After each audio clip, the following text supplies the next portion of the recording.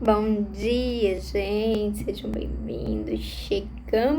Estamos no capítulo 14 de Isaías. Estou aqui, tentei dar uma arrumadinha para fazer a live. Hoje eu vou chegar mais tarde no serviço, então estou aqui com uma roupa jogada. Gente, vamos começar orando para eu parar de falar bobagem, falar o que não deve, porque hoje temos muitas coisas aqui importantes. Amém? Amém, Deus. Obrigada pelo dia de hoje. Obrigada, Pai. Nós colocamos diante de Ti os nossos olhos, Pai, em nome de Jesus. Nos ajude, Deus, a nos concentrar, a ouvir aquilo que o Senhor quer que nós ouçamos, abrir o nosso coração para o Teu falar, para a Tua voz, em nome de Jesus. Nos orienta aqui. Hoje, em nome de Jesus, nós te pedimos e consagramos essa live a Ti. Em nome de Jesus, amém. Bora. Eu não sei se eu tô gostando dessa luz. Vamos lá. Eu marquei um monte de referência, tem um monte de versículo. Eu não sei se vai dar para falar, para fazer. Só bora. Então vai dizer o seguinte: mais uma vez, o Senhor Deus terá compaixão de Israel e escolherá para ser o seu próprio povo. Fará com que os israelitas voltem para a sua própria terra e estrangeiros irão morar ali com eles. Pessoas de várias nações irão com os israelitas para a sua terra, a terra do Senhor, e ali se tornarão escravos e escravas do povo de Israel. Os israelitas terão como escravos aqueles que antigamente eram seus donos e dominarão aqueles que antes dominavam. Definitivamente eu não estou gostando. Bom, parando aqui rapidamente. Ontem, então, a gente falou um pouquinho e hoje a gente vai continuar. Ontem, na verdade, a gente falou sobre... como é que se diz? O que Deus estava preparando para fazer, né? No fim dos tempos. No fim dos tempos, não, aqui... Sei lá, a gente tá dividido entre dois mundos, assim. Ai, gente. Isaías é um livro muito desafiador. Antes de começar, eu fiquei com muito medo. Porque... Deixa eu abaixar. Porque... Não muito medo, mas assim... Ai... Sabe, aqui é um livro profético, este é um livro bem profético, assim.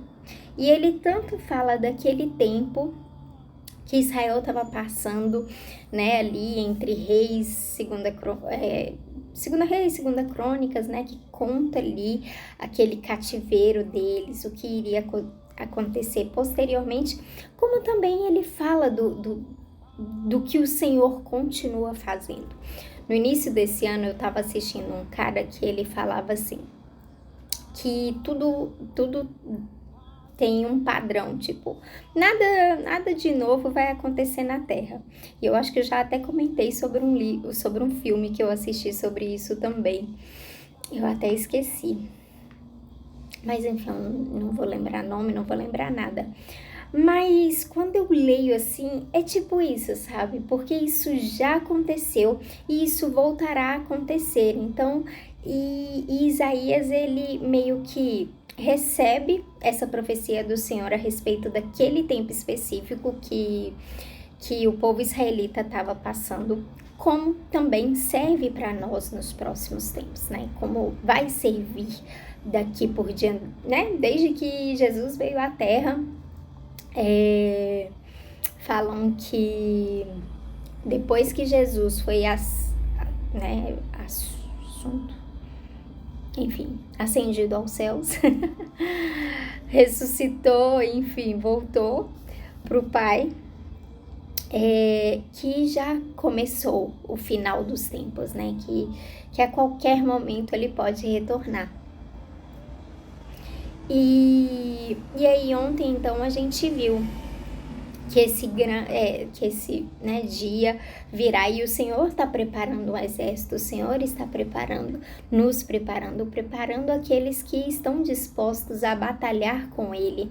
E a gente vai ver ali que muitas nações se levantarão em relação a isso, e a gente viu coisas terríveis que vão acontecer.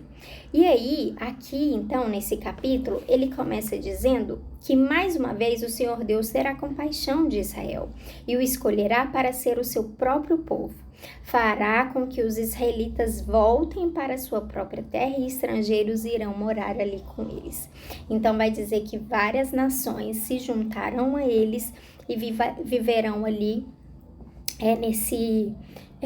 nesse novo tempo, né, que a gente fala como Nova Jerusalém também. E aí vai falar que eles agora escravizariam aqueles que antes os escravizavam, né?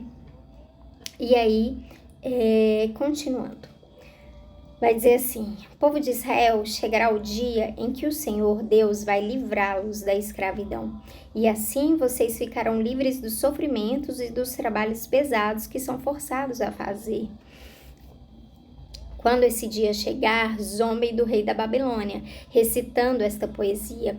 Vejam como desapareceu o rei cruel. Vejam como acabou a sua violência. O Senhor tirou o poder dos maus. Ele quebrou o bastão dos governadores cruéis que, na sua ira, maltratavam os povos e, na sua fúria, perseguiam as nações que haviam conquistado. Agora o mundo inteiro está calmo e em paz, e todos cantam de alegria. Até os ciprestes e os cedros do Líbano estão contentes com a queda do rei da Babilônia e dizem: desde o dia em que ele caiu, não apareceu ninguém para nos derrubar. Lá embaixo, no mundo dos mortos, os seus moradores se preparam para receber o rei da Babilônia. As sombras daqueles que eram poderosos na terra acordam os que foram reis, se levantam dos seus tronos. Todos eles giram ao rei. Você também perdeu as forças, agora você é igual a nós. Aonde foi parar a sua vaidade? Onde está agora as músicas das suas harpas? Elas estão aqui no mundo dos mortos, onde você vai se deitar em cima de vermes e vai se cobrir com bichos. Rei da Babilônia, brilhante estrela da manhã, você caiu lá do céu. Você que dominava as nações foi derrubado no chão. Antigamente você pensava assim: subirei até o céu e me sentarei no meu trono, acima das estrelas de Deus. Reinarei lá longe, no norte, no monte onde os deuses se reúnem. Subirei acima das nuvens mais altas e serei como Deus Altíssimo. Mas você foi jogado no mundo dos mortos, no abismo mais profundo. Os mortos vão olhar espantados para você e vão perguntar: será este o homem que fazia os reinos tremerem, que fazia o mundo inteiro tremer de medo? Será este o homem que fez o mundo virar um deserto, que arrasava cidades e não deixava os seus prisioneiros voltarem para casa? Todos os reis do mundo foram sepultados com homenagens, cada um na sua própria sepultura. Mas você não foi sepultado. Como se fosse um aborto nojento, seu corpo foi jogado fora e pisado. Está coberto de corpos de soldados mortos na batalha, daqueles que desceram até a cova cheia de pedras. Você não foi sepultado como os outros reis, pois arrasou o seu próprio país e matou o seu próprio povo. Que morram todos os descendentes desse rei maldito. Por causa da maldade dos seus antepassados, matem logo os seus filhos, a fim de que eles nunca venham a governar a terra, nem encham o mundo de cidades. Parando rapidamente, né? Porque nosso tempo aqui é escasso. Me conta uma coisa, quando você lê assim, ó, Rei da Babilônia, essa é a minha versão NVT, nova versão transformada, é isso? Acho que é. NTLH, NL, nova linguagem, enfim, é uma linguagem moderna. Então vai dizer assim: Rei da Babilônia, brilhante estrela da manhã, você caiu lá do céu. Você que dominava as nações foi derrubado no chão. Antigamente você pensava assim: subirei até o céu e me sentarei no meu trono, acima das estrelas de Deus. Reinarei lá longe no norte, no monte onde os deuses se reúnem. Subirei acima das nuvens mais altas e serei como Deus Altíssimo. Do que você se lembra quando você lê isso? Se você disse Lúcifer, você acertou, Satanás. Bom, provavelmente muitos aqui sabem que Lúcifer foi um anjo de luz, né? Foi um anjo onde estava ali juntamente com os outros anjos, e era o anjo, dizem, né? Conforme a gente lê nas escrituras, vai dizer que era um anjo mais bonito, que era um anjo mais, como é que se diz? Que Deus amava, que melhor tocava, né? Que melhor, como é que se diz? Que era assim, mas ele começou a ver que ele tinha muito brilho, que ele tinha muita luz, que ele era incrível, que ele tocava super bem, E ele começou a querer, como é que se diz? Trazer alguns anjos para perto dele. E aí diz que ele virou e falou, então, né? E aí vai dizer que ele começou a influenciar até o ponto, até o momento, até o pensamento de pensar que em algum momento ele poderia ser como Deus Altíssimo. Porque ninguém é doido de querer ser mais do que Deus. Ninguém pensa, gente. Tipo, todo mundo sabe que Deus é a única... É o máximo, né? Mas esse foi o único que quis ser como Deus. E aqui vai tratar isso como se fosse o rei da Babilônia. E aqui vai tratar isso como se fosse um reinado, uma nação, um pensamento, um tipo de visão, um tipo de sistema, muitas das vezes. Então esse capítulo ele é muito profético. Ele vai falar sobre um rei atual, mas ao mesmo tempo vai tratar sobre Lúcifer, sobre o que estava acontecendo no mundo espiritual, no reino, nos céus ali, e o que tem, sabe, dominado a mente às vezes do ser humano, sabe? Aqueles que se envaidecem demais, que vão crescendo e começam a achar, pô, caraca, velho. Vai me dizer, tipo, eu não falo Trump, né? Porque o Trump hoje, pra gente, talvez ele seja o maior, né? Digamos assim. Porém, entretanto, todavia, ele colocou o Senhor, né? Sim, né? Da maneira dele, mas colocou o Senhor ali, ele reconhece e tal. Mas, entende? Então, naquele tempo, sabe, os assírios, a Babilônia, eram todos... E era um governo. Por isso que ontem a gente falou tanto sobre essa questão. Sobre, às vezes, não é sobre uma pessoa. Às vezes, não é sobre um exército. Às vezes, não é sobre um território físico. Às vezes, é sobre um sistema, um governo, um tipo de mente, um tipo de mentalidade, de pensamento. Meu tempo tá acabando, deixa eu acabar de ler. E aí vai continuar dizendo... O Senhor Todo-Poderoso diz, vou atacar e arrasar a cidade de Babilônia. Vou acabar com todos, pais e filhos, avós e netos. Sou eu, o Senhor, quem está falando. Farei com que a Babilônia vire um lamaçal, um lugar onde viverão as corujas. Vou varrê-la com a minha vassoura e ela desaparecerá. Eu, o Senhor Todo-Poderoso, falei.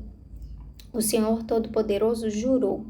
Vou fazer o que eu resolvi. Vou realizar o meu plano. Vou acabar com os assírios que estão na minha terra de Israel. Vou pisá-los nas minhas montanhas. Livrarei o meu povo da escravidão. Quebrarei as correntes com que os assírios o prenderam e tirarei das suas costas as suas cargas pesadas. É este o plano que tenho para o mundo inteiro. A minha mão está levantada para castigar as nações. O Senhor Todo-Poderoso resolveu fazer isso. Haverá alguém que o faça parar?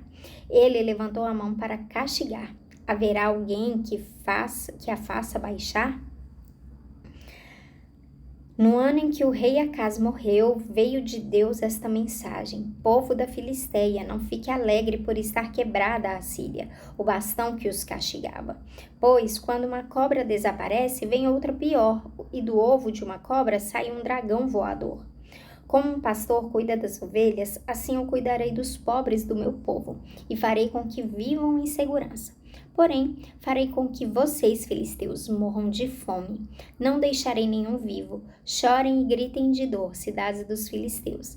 Fiquem todas apavoradas, pois do norte vem uma nuvem de pó. É um exército que não tem nenhum covarde nas suas fileiras. Que resposta será dada aos mensageiros que vieram da Filistéia? A resposta será esta: o Senhor Deus fundou Sião, e ali os pobres do seu povo encontram abrigo. Bom, meu tempo acabou. Muitas referências eu marquei, não deu para ler nenhuma delas. Todas vão fazer menções ali com Apocalipse, com Mateus, com as palavras de Jesus. E é isso. E mais uma vez ele vai de novo colocou Babilônia, colocou o rei da Assíria, colocou os filisteus agora. E é isso, e todo esse capítulo vai ali falar sobre um governo, um tipo de governo, de sistema, de mentalidade que reinava, imperava naquela época. É isso. Bom dia pra vocês, Deus abençoe, até amanhã, se Deus quiser.